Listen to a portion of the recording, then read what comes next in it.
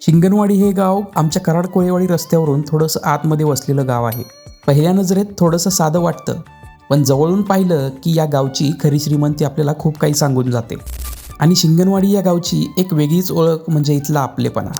कमानीमधून आतमध्ये प्रवेश करताच मनाला भिडणाऱ्या शिंगणवाडीचा खरा प्रवास सुरू होतो. गावामध्ये आत प्रवेश करताच सर्वात प्रथम दर्शन होतं ते गावच्या हनुमान मंदिराचं. हे मंदिर नेहमीच शिंगणवाडीच्या संस्कृतीची आणि परंपरेची साक्ष इथल्या लोकांना देत असतं. मंदिरासमोरील कट्टा हा फक्त कट्टा नाही, तर गावच्या गप्पा, चर्चा, आठवणी आणि एक मैत्रीचं छोटंसं विश्व आहे. गावात फेरफटका मारताना छोट्या छोट्या गल्ल्या, जुन्या पद्धतीची घरं आणि घरासमोर बसलेली माणसं आपलं लक्ष वेधून घेतल्याशिवाय राहत नाहीत. मुख्य गाव जरी एका बाजूला असलं तरी रस्त्याच्या पलीकडेही गावाचा विस्तार झालेला दिसतो. शिंगणवाडीच्या नवीन वसाहतीची ही गोष्टच निराळी आहे. शिंगणवाडीच्या लोकांसाठी कोळेगावची बाजारपेठ अतिशय जवळ आहे. इथल्या माणसांची माणुसकी म्हणजे नादच भारी ना भाऊ.